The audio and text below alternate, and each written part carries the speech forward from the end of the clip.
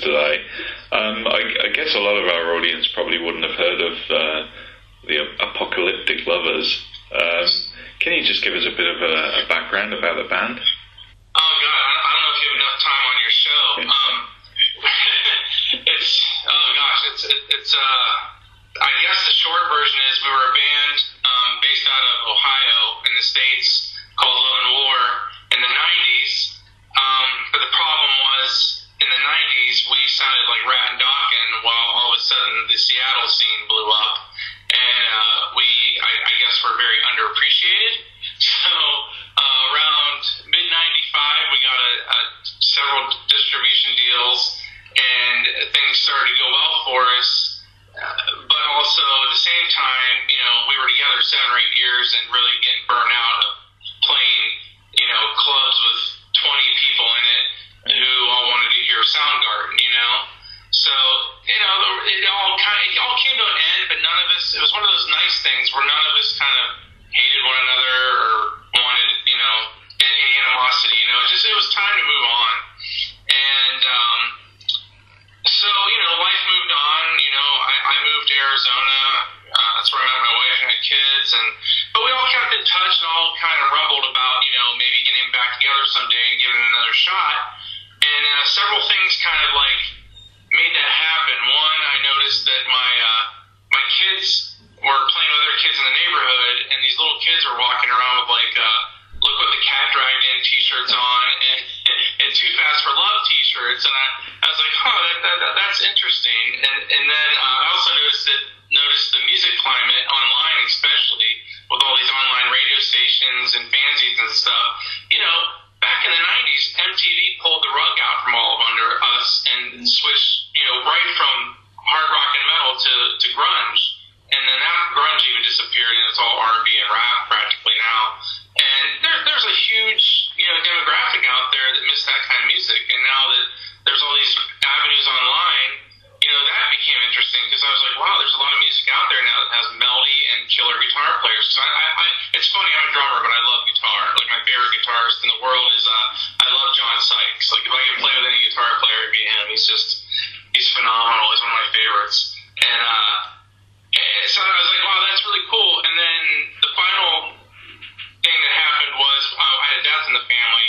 My wife's sister passed away, and like I said, I'm a drummer and I normally don't write, but to deal with it, I wrote some lyrics, and I was like, these aren't too bad. So I sent them to my singer, who now currently lives in Rhode Island. My guitar player Sean, who lives in Rhode Island, and that was the first thing that he said he'd written in about 8 years. And I was like, well, that's funny. I haven't touched my drums in 8 years. Wow. So he sent it back to me, and it was called Change of Frequency, and I was like, oh my God, it sounds like we picked up right where we left off. So I sent it to our singer, and it was funny. It's the whole thing snowballed. It went from okay, we were unhappy with our album back in the 90s. Let's just, us old guys, get back together for one last hurrah to record something so when we all kick the bucket, our kids have something to listen to, But then the recording process went so well, and then Michael Wagner got involved, and then it blew up into this whole other thing where next thing you know, we're planning a record release party back in our hometown. There's record reviews coming in all over the freaking world, and next thing, we weren't even going to release it. We were not going to do Amazon or iTunes. We were just going to do it for us, and now it's out there for the whole world. And it's kind of taking on life of its own. So we're having a lot of fun with it. We're coming up on the 1-year anniversary of the album Redemption Volume 1 being out. Yeah. And we're just kind of going with the flow, and it's been a lot of fun, and we can't wait to do some more. We have a lot of plans for the future, so we can't wait. Oh, that's cool. It's interesting these days that bands can be sort of spread all over the place and still make music. I guess it's one of the benefits of technology. Plus the fact that we can all get to hear your stuff without finding a record store, which is pretty hard these days. So that's the plus side. There's definitely some negatives that I've run into since starting the band back up a year or so ago, but the plus is that it's you can find when you can't find stuff, you can find good stuff, and cool people like yourself that like music and like to talk about music. In Australia, and here I am in Phoenix, Arizona, talking to you. So back in the day, that would have never happened. That's how we hooked up with Michael Wagner was technology. So it's crazy. He's down in Nashville, isn't he? So yeah, he's kind of famous. He's sold over 100 million records with Metallica and Poison and Dokken and Skid Row, and it's funny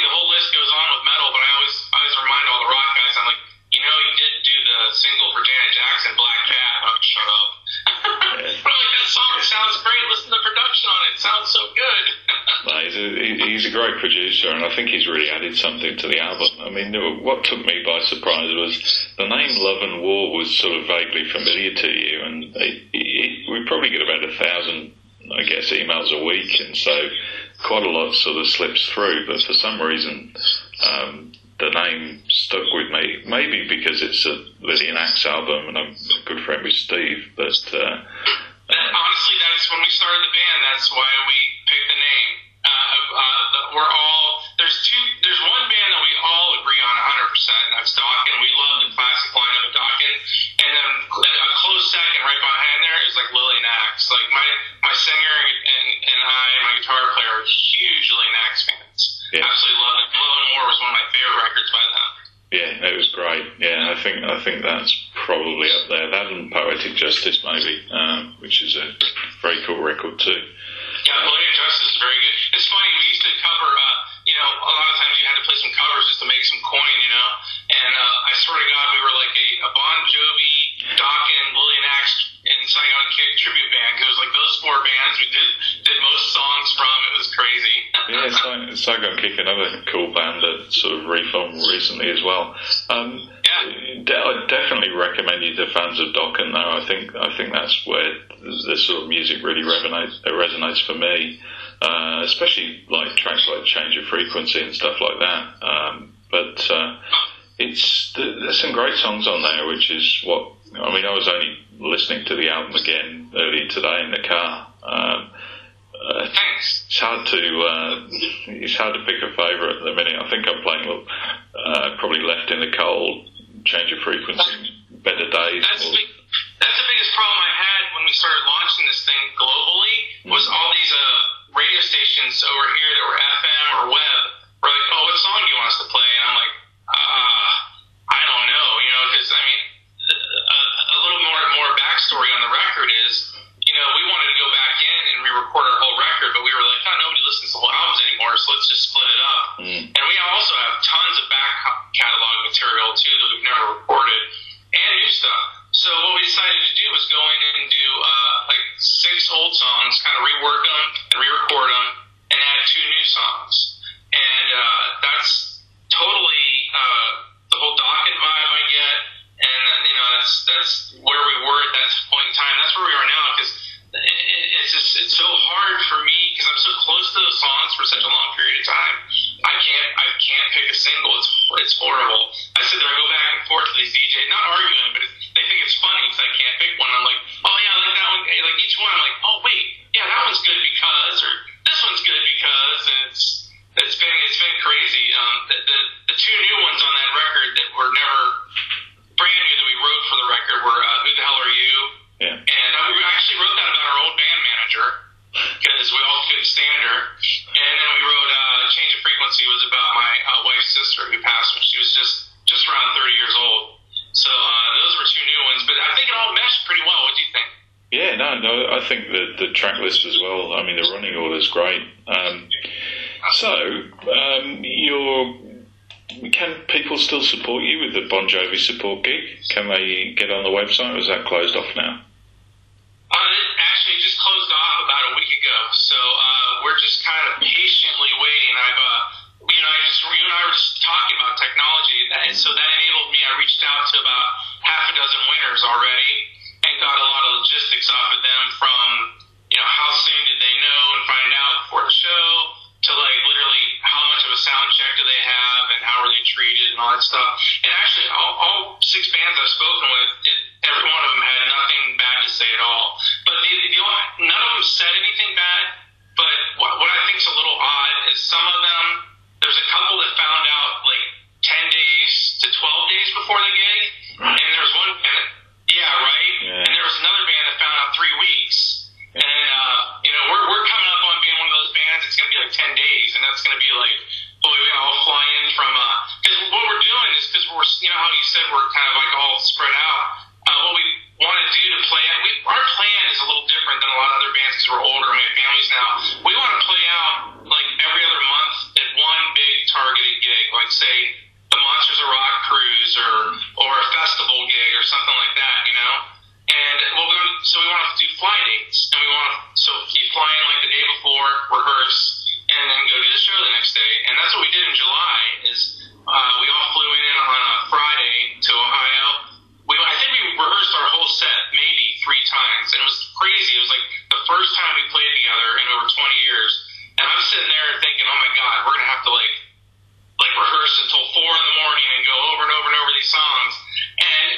set, we're like, all right, we're done. Let's go eat some barbecue and have a couple beers. and we went on the next night, and it was like riding a bike. It was killer. So we're like, yeah, we can do this. So that's what we're hoping to do with the Bon Jovi thing is, fly in the day before, if we get it, and, just rehearse and go kick ass the next night, I hope. Yeah, but, not in our hands. That's Live Nation and Bon Jovi's management, so we'll see. Yeah, Live Nation, though, we've got a great relationship with Live Nation. I think you're right these days. I mean, logistically, it must be a nightmare. So to go for those sort of gigs sounds like the thing to do. And there's plenty of festivals. There are so many that have popped up now. It's like, yeah. Have you heard of? I'm sure you heard of what is it? M3, which is over in Maryland. That's become really big, and there's just a ton of them. One just went under because have you seen that online? The owner's wanted by the FBI. It's called Farm Rock. Farm Rock, was it? Yeah, it was called Farm Rock, and he was almost to the point where he was having a festival like every other month or so all year long, indoors and outdoors, and he's wanted by the FBI right now because he's caught with a bunch of people's money, including Eddie Trunk. Yeah, don't take the Trunksters' money. Yeah, I mean, there's been a lot of that over here. We lost our two biggest rock festivals a couple of years ago now, so we're getting all these new ones sort of coming up, but there's nothing like the ones in the States. Back to the music. I mean, there's some great songs on there. So you mentioned that there's only a couple of new songs, and the rest are reworked. From the, I guess, was it the original Love and War album? Was it ever released? God, it was like released, I think it had 12 songs on it, and it was released around 94, 95, somewhere in there. Yeah. And it just was done, we didn't want it put out. We were not happy with the finished product, and our manager was hell-bent to get it out because she thought she could compete with the Seattle scene, and she felt like she was in a race, I think. And we were just like, there's no point. Let's just keep plugging away. And it's just, I don't know. We were not happy campers, and that added to a lot of the pressures of what kind of split us apart a little bit. And it's funny. We never were signed, never made a ton of money.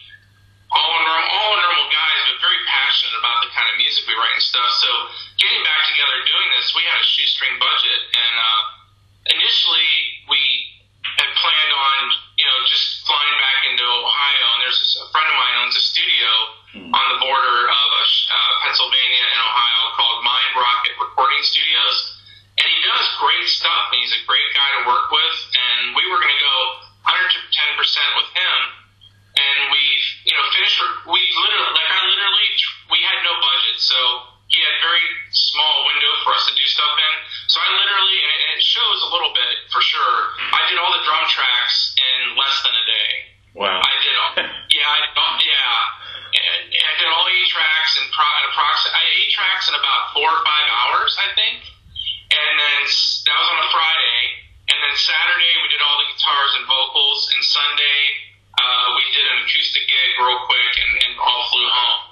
And so we kind of did it thinking no one else is going to hear it but us, and we figured with the technology and having a good time without the stress and without our manager there, it would come out way better than the old one anyway, but then we ended up hooking up with Michael Wagner, and the thing just kind of blew up, and I'm like, dear God, I wish I'd have taken a week on the drums instead of a day and several days with the guitars. But you know what it boils down to, we all looked at it and we're like, good songs are good songs. You can polish them up as much as you want and practice and be as perfect as you want, but what's funny is Michael goes, you cannot believe how many albums I've mixed and mastered and put out there. The meter on the drums was all over the place. Yeah. He's like, he goes, musicians, yeah, they know, and they're going to critique it and be dicks anyway. He's like, but the rock fan, your average rock fan that's going to go out and buy your record isn't going to be able to tell. And if it's a song's good, it's good. And we felt comfortable enough with songs to go and do it. Now, the next time around, we're going to do a volume 2 with Michael Wagner. And this time, he wants to actually produce this time around. So he's going to produce, engineer, and record it, unless something falls through financially. But we know how much money we need,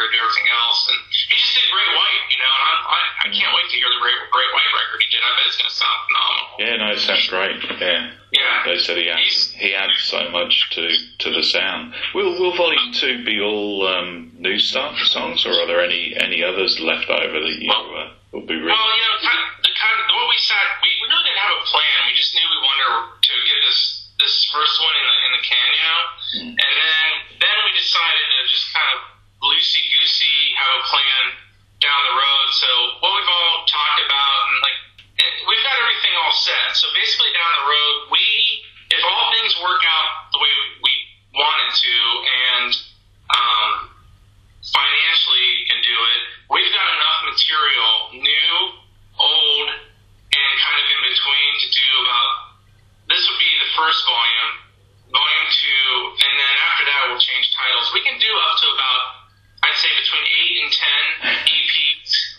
that are 6 to 8 songs a piece, probably. Because it's Sean, my guitar player.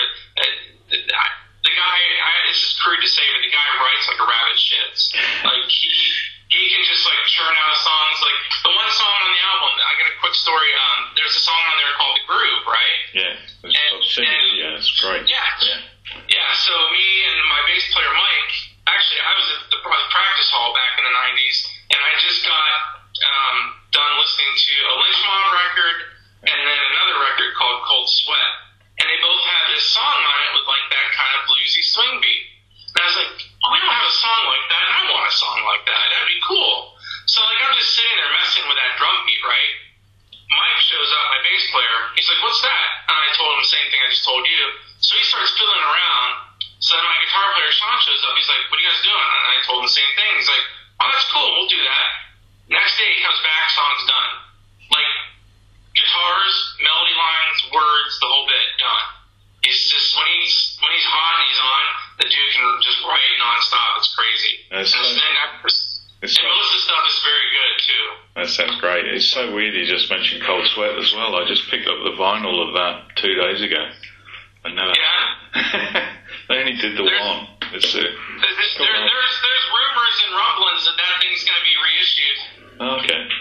Special edition, so on CD, so that'll be cool. It's nice when they do that. I always like to get a few bonus tracks on there, but sometimes when they just come out. Yeah, I hate when they just just throw it back out there. I like when they remix it, master it, and have the fun bonus stuff. That's definitely a plus. Yeah, definitely. Like the singer from a singer from my hometown in Youngstown, Ohio. He's about 4 or 5 years older than me. He was actually on a swim team with me because I was a competitive swimmer when I was a kid. He's a singer at Salty Dog. So, Rock Candy Records just released Jimmy Bleacher, is it? Yeah, Jimmy Bleacher. Yeah. Wow. Yeah. I always wanted to catch up with him. I've caught up with Michael a few times, but I know Jimmy sort of like dropped out for quite a while. Yeah. I was a good friend of mine works on a radio station, has his own station back here, and he plays them a lot. And I was trying to get Jimmy on there because they just had that reissue from Rock Candy. Yeah. And I was surprised because I've asked him before to talk about it a little bit, because when that album came out, I worked in a music store, and I had him come to the store, and he did some pictures with the POP that was up and signed some stuff, and he was a little more open than normal to maybe talk about it since the reissue, so he might actually be a little more open than normal the more people hit him up recently, I bet. He's not talking to my friend yet, but I really think he's going to, because even he messaged me back and said, he's like, you know what, it might be kind of fun. Maybe I'll talk to Michael and see if we both can give him a call. I saw something he did on YouTube a short while ago where he was in some karaoke club or something like that, and he actually played a Salty Dog song. So you never know. But yeah, if ever he wants to talk to anyone, he can certainly talk to us. I mean, that's one of my, I guess, favourite albums of that period, really. I think that was a really underrated on Geffen Records. Very underrated album. The writing on it was very good, I thought. Yeah, I think the problem with Geffen in those days is they had so many rock bands, and when one of them struck big, all the money just went into promoting them. Funneled into that one band, and everybody else had to pillage for themselves, for sure. That was not cool at all. Yeah. So So Aerosmith and Guns N' Roses, and then eventually Nirvana got all the cash, and everyone else had to go for the scraps. But yeah, cool. It's pretty sad. Just got a few questions that we'll close with, if that's okay. Yeah, sure.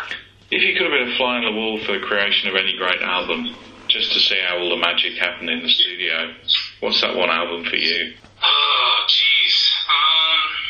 I won't say Dokken, because those guys never got along too well in the studio and weren't in there all together at once. So I guess my next choice, God, every guy in the band would probably say something different.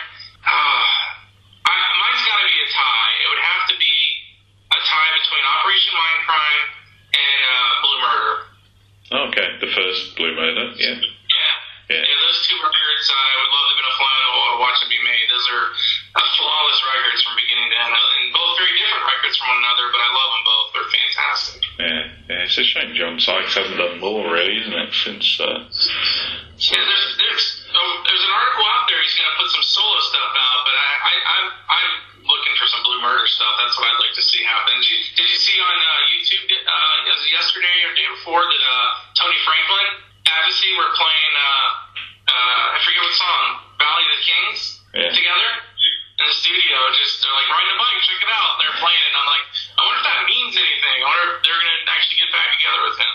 Well, I don't want to see some muck-up version either of the band. I want to see those three original guys do a record and tour. That'd be cool. Well, Carmine's over here in a couple of weeks, so we're hopefully going to get to ask him that question. So that'll be cool. And the final one's the easy one that we ask everyone. What is the meaning of life? What is the meaning of life? Yes. That's your easy one? That's the easy question to close with. Gosh. If anyone's going to know the answer, it's the drummer. Meaning of life is a drummer. My wife would disagree with that, probably. Oh, God. Creativity. That's why we love being in this band, is we all love writing together. And it's like we've all done separate projects since, but getting back together with this band after all these years and having it sound the same and evolving, and there's nothing like it. I've been in a rough patch with my life personally, not with my wife and kids, but just job-wise over the past few years. And honestly, the band thing has really gotten me through a lot of it. Just being able to manage it as best I can and be creative with it. It's been a lot of fun. Hopefully, I can dump it into somebody's laps that's much more experienced than me soon. But it's been helping me kill a lot of time, and I've enjoyed it a lot. So. Being able to be creative is a fantastic thing, musically and business-wise in the band. I think you're right. It keeps you. Thanks so much for talking to the Rockpit today, David. All the best for the album, and hopefully we'll hear something from you again very soon. Chatting afterwards, there was one final thing that we just had to add in here for you. One of my favorite stories to talk about with working with Michael Wagner is my singer Rob and I were the ones that lucky enough to fly into Nashville to hang out with him while he mixed our record, And Rob got there first, and so they started early on the song Better Days, which is the opening track on the record, which we didn't know was going to be the opening track, but that was the first song they're working on. So I walk in, and they cut it off, and he's like, we kind of do their introductions, and I give him a huge hug because I'm like, I cannot wait to hear what this is going to sound like, because I've always grown up loving Dokken, loving Back to Attack, and In My Dreams, and Tooth and Nail, and just all those records, and I'm like, oh my God, I hope we can pull off something like that, but kind of modernized, That's me thinking in my head. So we all start talking, and of course I start talking about Dokken, and so is Rob, because Rob's a huge Dokken fan as well. And Michael's like, I can get Don on the phone for you right now, but the problem is we'll never get him off. And he's like, he likes to talk a lot. And I'm like, well, so do I, because then that won't be good. Won't get anything done. So we start talking about the album and kind of what we want to shoot for and kind of stuff. And Michael's like, well, do you want to hear what we've done so far, Better Days? I'm like, sure. So he played it like 30 seconds, and I was like, holy shit. I'm like, that is the way it should. Like, the hair on my arm stood up, and I got goosebumps. I'm like, that is the way that song should have always sounded. Like, that is unreal. He's like, well, let's sit down and we'll work on it and finish it. So before he starts working, we start talking about docking some more. It's just like, he's probably like, God, will these guys shut up about docking already? And so he gets to work, and we're sitting there, and, you pace around and listen back to stuff and all that kind of crap. We finally come back to the final mix, and we listen to it, the whole song, and, like, all of our hairs are raised up, and we're just like, oh my God, that was amazing. That's what that song should have always sounded. And I think Rob or I specifically said that. And then Michael turned around and kind of slammed his hand on the desk and was like, there, you've been Dawkinized. So it was kind of the running joke the rest of the record. Every time he finished a mix, he'd be like, all right, you're Dawkinized next. Dawkinized next. So it was kind of, it was funny at the time, maybe not so funny as the story afterwards, but it was kind of crazy. So. Well, that's a great story. Great band as well, and all the best for the Bon Jovi announcement. No problem. Well, hey, it was great seeing you and talking to you. Thanks a lot, David. No problem at all. Yeah.